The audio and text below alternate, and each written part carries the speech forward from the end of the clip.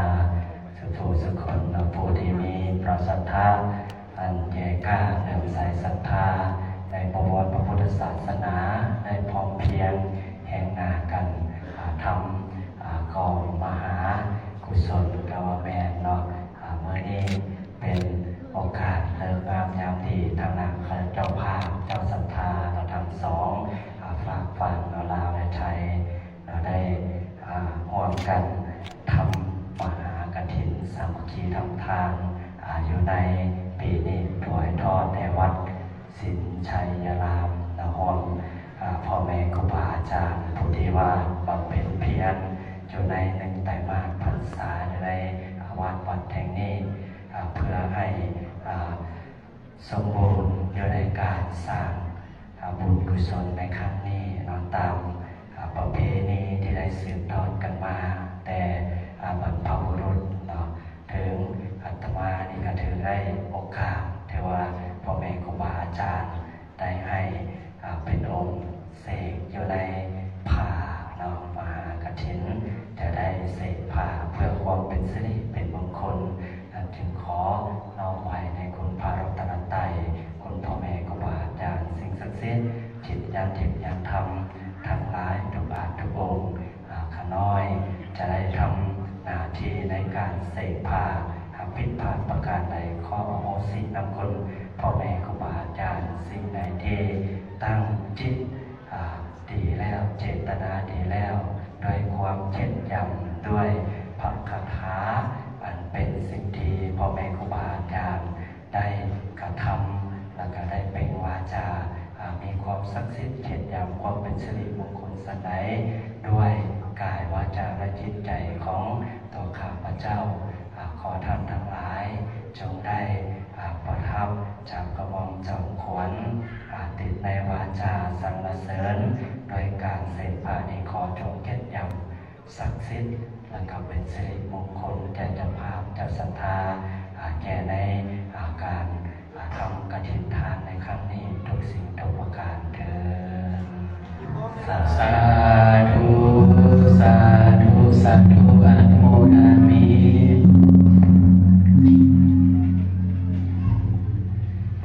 ปนมมือขึ้นตั้งอกตั้งใจและน้อมอยู่ในการ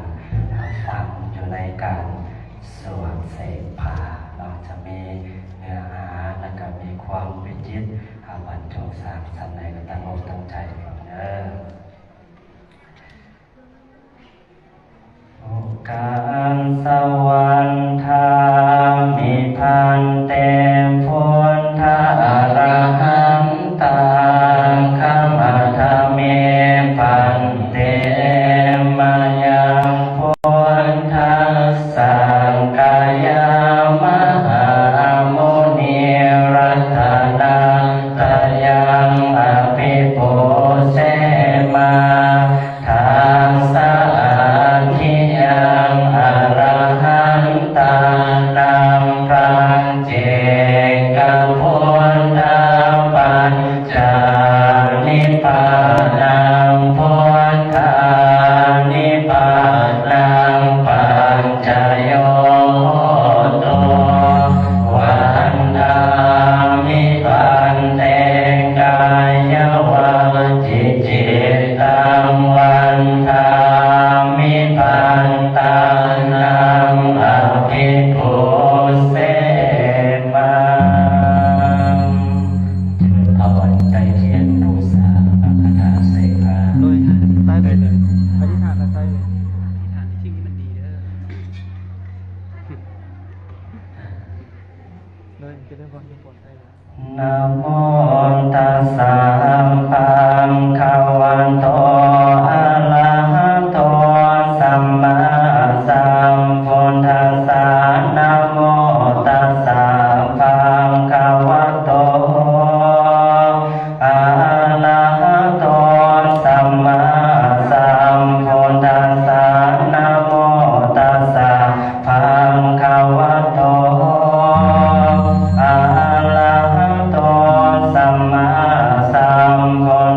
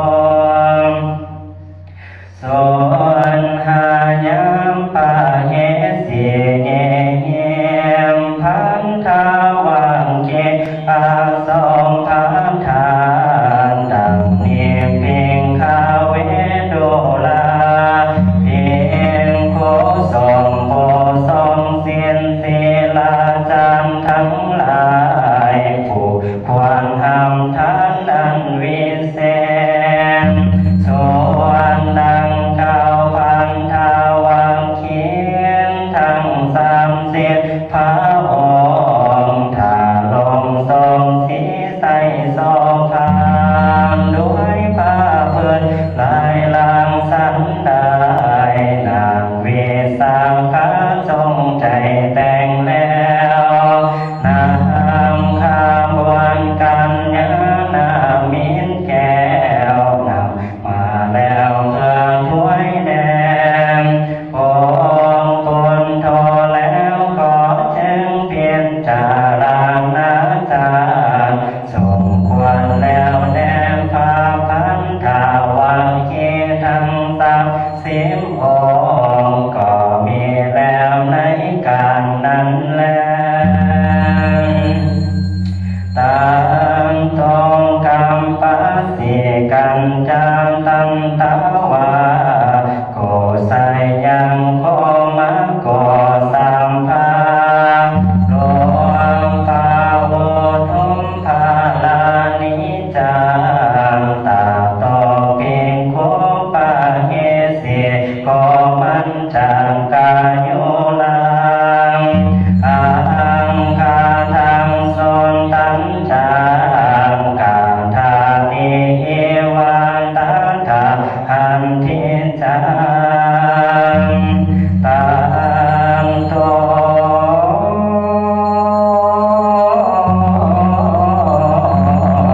กับปัสสิกันจะเพื่อนเดิมเสือวางกำปัสสิใส่ไฟเพิ่มเส้นไฟเลินใหญ่บัวเสือใส่หัวสนแซวเลื่อมเลินแล้วด้วยไม้คำต่างเรานำทวนทีอันมีในป่าแผ่นดาวห้องนั้นคอนสายเป็นพื้นผ้าสาบงแห่งบนขาคำแสนตังตาวาแวนสามเสียงตังยายยืงยอเข้าดอกเป็นพื้นผ้าคลุมจีวรผิวพองด้วยไฟเทมยองยองพองเปลี่ยนปุยยงอียามผ่านลายข้าวเพียงพันทีปันเปียกที่ตรงแต่งข้าเขาเจ้าแข่งเก่าแหลมเลิงยาวใหญ่ยอดเสาเส้นสอดสมคันสายเพิ่มปันทำตามเพียงพร้อมพังวันถึงคืนทองเป็นพื้นดีสนขานานผ่านหน้าเพียงกายการเสียงสอละเสียงสามปีเย็นเลียนจาลางนาแล้วด้วยหัวเนื้อต่างนานาสัมภามาละลายเลียนรานเดียนาดางด้วยน้องดวงดีจมจีเสือเจ้าจองเสียงซ้อนสอสอนวันสัมปะสัมมีทุกเสียงมีธรรมามิงาสานายกายสอนลางสักศีลาลายสังไตตามของสักเผายองยัวละยางโกดลางสาพายผ่าเมียนมอนฟ้ายิงมองสาสวนเปียกนมก่อลาเวพร้อมหักสาดีเลี้ยงลายเสือสิ่งมอนไม้มีทั้งโมกาตายเต้นแล้วหงสามาโยลาเฮหอนลำแพนมีทางห้องเจนนาลีเจนนาลองเจนนาเลอ่อนเอาใจผมมาลาผมมามีเสยสมดอกมีทางเท้ายอกใหญ่เกี่ยวนางมีทางเท้าพร้อมนางโยกมือน้องพองกลมกาบมีทางมา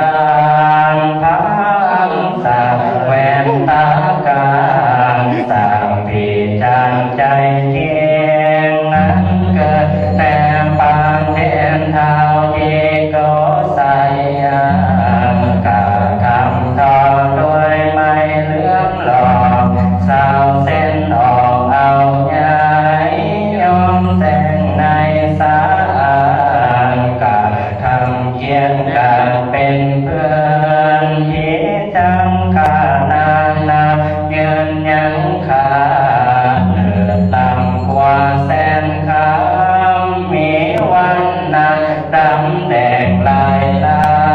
งดูภาพเพียงทรงแก้มเหลืองหลักสามีเที่ยวยี่ยังเหลือมไหลหลังเสียทันที่แสนก็แสนสุดทานยิ่งมีวันนั้นเพียงสิ่งสำคัญคือดังดอกจานบานผิวพองคือนางมองแก้วส่องใสแสงทันที่แดงก็แดงยี่ยองแดงไทยส่องสูงคู่มันเที่ยวท้องจันเฮืองคือดังดอกไม้เมื่อบานเฮืองทันที่เรื่องก็เรื่องลายลางคือดังดอกบุญนางน้อยซอยโซราพีคือดังดอกจำปีจำปากันนิกากันเจนหลายเพียงเพศอาโนสามาลายไข่กามเหลืองนี่ยามเพียงผ่านข้างที่เขียวก็เขียวดีนี่ยามคือดังปีกแมงคำเพียงผู้อ่อนก็อ่อนงามยิ่งส่วนกานางคือดังหงส์สักปานเพียงบัวขายมีวันนาไหลลาสมเพียงตมภาคเพียงวันค้างโดรำนำทุกสิ่งมีทางมามีงานสาดอนฝุ่นซ่อนซ้ำเถื่อนมัวลำเลือนทอลำเพียมีทั้งหลักสาเสียออกมาแต่ทางมีทั้งลาร้องนำสาคอนบังกอนความคงหน้าสามภาพังความเล็ดจาลานาเป็นวานทางพาเพื่อนปาเสนคือดังเกิดแต่ปานเทนดาวสวงสาวาทั้งสี่โสพันวิสาขามหาอุปาสิกาพร้อมเพียงพันมาเพียงสามจุงใจแต่งแล้วก็จึงใส่ให้ข้าแก้วแจนน้ำถ้วยทอดผู้สาแดงกันหน้าพาพิกุศลผู้บำเพ็ญเพียรในพรรษาผู้ปักเสริฐไทยสมนงคุ้มสมพันนาเพียงภูกายยังคือดังเทพาพุนนันสาลาแม้นมีเองหลอดฟ้าแล้วจริงลงมาในโลกาคนนั้นก็มีและนางโคมาก็เพิ่นหนังสือว่าขอมากล่าวว่าข้าเอิ้นว่าพาอันสานาเพิ่นปาเสนเกิดมาปาแทนออกนาคอนคำใสจังทอทางด้วยฝ่ายใสจากกาทำด้วยได้สอดสม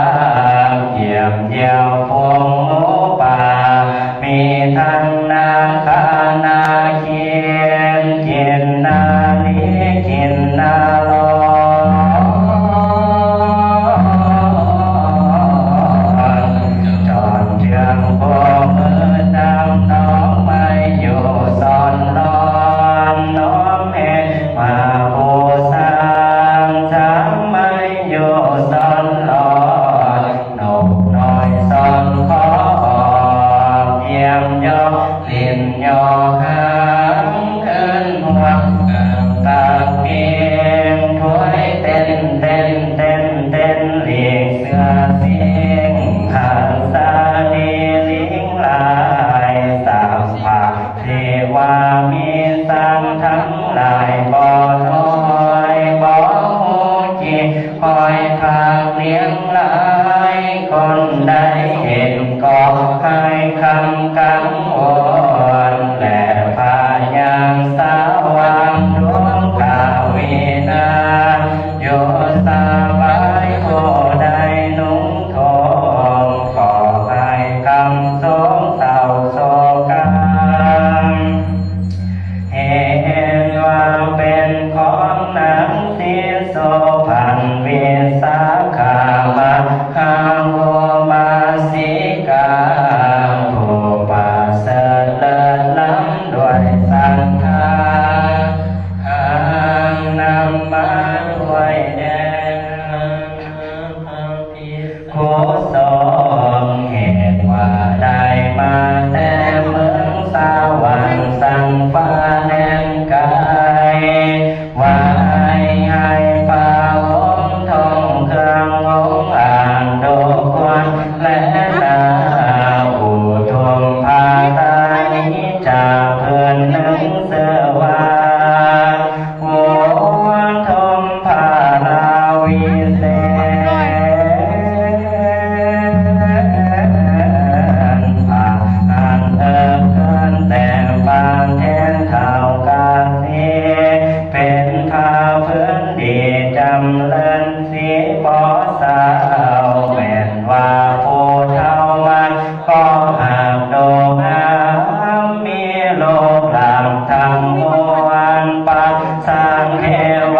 ดาอินทร์พรหมโยมมาลางก็พากันพร้อมต่อแง่สาสางดวงกา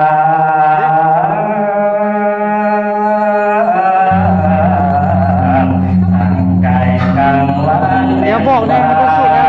โอ้ลงมันก็หามโดเมืองควรคาเมืองมีมาคือดังพาดินเท้าฟังลงมาใสจังเป็นของโยธาและอามาใสจังเป็นของป่าเทพสารังนาสามัญใสจังเป็นของจักรวาลทุกแห่งเลิศนำแห่งขอแสนอยู่ป่าวราเววิเทนขอว่าเกิดในป่าเทนดาวผู้บุญมีข้านักนังเสียโสพันวิสาขาวาหาโวปาสิกามตกแต่งแล้วจึงใส่ให้ข้าแก้วแจกนำข้าวบุญถ้วยแดงข้านำพาเพียงผู้ทรงก็มีและน้ำตาต่อเมื่อนั้นเพียงโออันวาง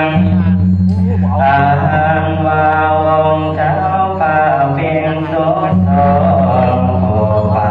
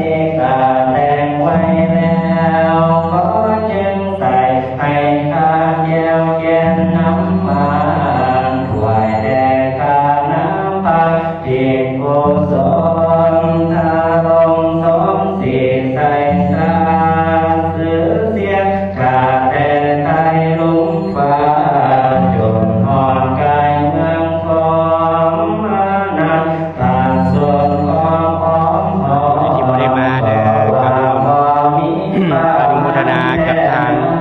คณะเจ้าภาพนะได้เด้อนะโดยเฉพาะผู้ใดที่ได้เห็นได้ก็สามารถแชร์เอาบุญต่อๆกันได้เด้ออันนี้ก็จะเป็นบรรดาคณะทางเจ้าภาพเจ้าสำนักที่มาร่วมทอดกฐินในมื้อนี้ คำฟ้าผิวขาวแข่งบัวบานทรงพระองค์งามใสสานตาแจ่มนาใสเสียมปาดาปาดีสาวพานชิวกาขางเกือตามเสริมตาตำงามดีเลิศเดือดแล้วเลิศมาโตลมดังสูงส่งเสนางงามเงินฝ่าบุญแดงลิ้มปากแสนงามยิ่งวัดแต้มแยบแยบแล้วจึงจะรับจำเป็นว่าถ้าอันหังคามีเมตตาอันโอดมเกศาพองเส้นเหลืองแหลมเจียงคือนางปีกแมงผู้เพียงเลือทางคอนเป็นเกียรติเก่าผู้สองทางอันโยยิ่งเพิ่มสวงฟ้าองค์เยือนยงกายขาน้องฝ่ายเที่ยวก็เมื่อขัวหูบ่อน้ำตาเสื่นซอยพระองค์ได้ยืนยงยอบูษาพระขวดจักเจ้าไหลกำเนิดจนได้ฉันมีใจใส่สังขารได้กวาดวานปันควรเจดีย์ทำควรสิมาโคบุญดังสองสองเด่นเทและนา วันนี้ก็จะเป็นบรรดาคณะเจ้าภาพเจ้าสำนักที่มาร่วมทอดกฐินในมื้อนี้เด้อ สีลำเลินฟ้าเสดกว่าคนทั้งหลายแทนดีลีกาทาลีว่าเป็นฟ้านมจานังต้นกล้วยคำงามลำเลินนั่งเกินในป่าเจตตารันดาวานอันมีในเมืองสวรรค์ฟางฟ้าเฮืองหงนาทั่วไตรลานสามีลายพายแทงลมกวาดแปงพันใบเสียลานสามีลายคำเคืองยาเนื้อกองตามลมใบสีส้มสะอาดลำกวนคานโดดีอันนี้จากโมปามันสันได้ตาทาเพียงคาเวนขานางปา ติดดูเด้อติดดูเด้อ ปาสานทาลมทรงสิเลินฟ้าจะแจ่มนามิเสียหลับสามีในภายแผ่นสองพาองค์เมืองเทพพามนในสาวานอันป่าก็ไปด้วยริมป่างามสิ่งแต้มแย้มแย้มแล้วจึงจะจาสุภาโอ อันนี้ก็จะเป็น ยะตา ภาพบรรยากาศอยู่ด้านเทิงของพุทธชิมานะก็จะเป็นบรรดาคณะทางเจ้าภาพเจ้าสตาที่มาร่วมทอดกฐินในมื้อนี้ น้ำทุ่งแห้งเมื่อพาองค์ทรงแผ่นดินไทยเมื่อพาองค์ทรงแผ่นบนไป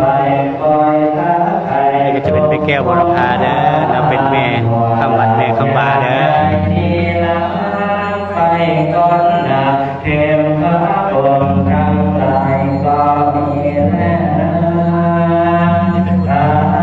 ก็จะเป็นทางสารวัตร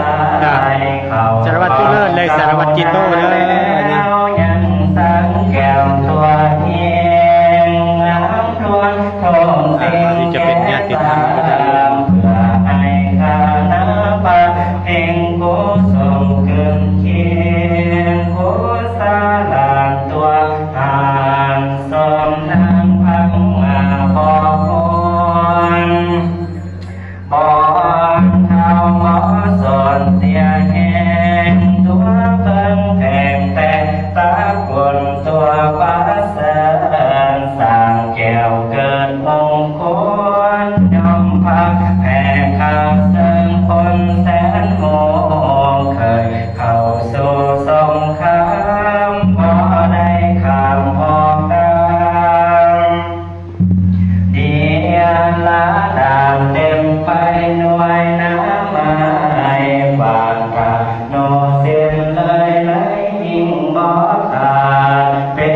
งใส่ปาปันทอลานี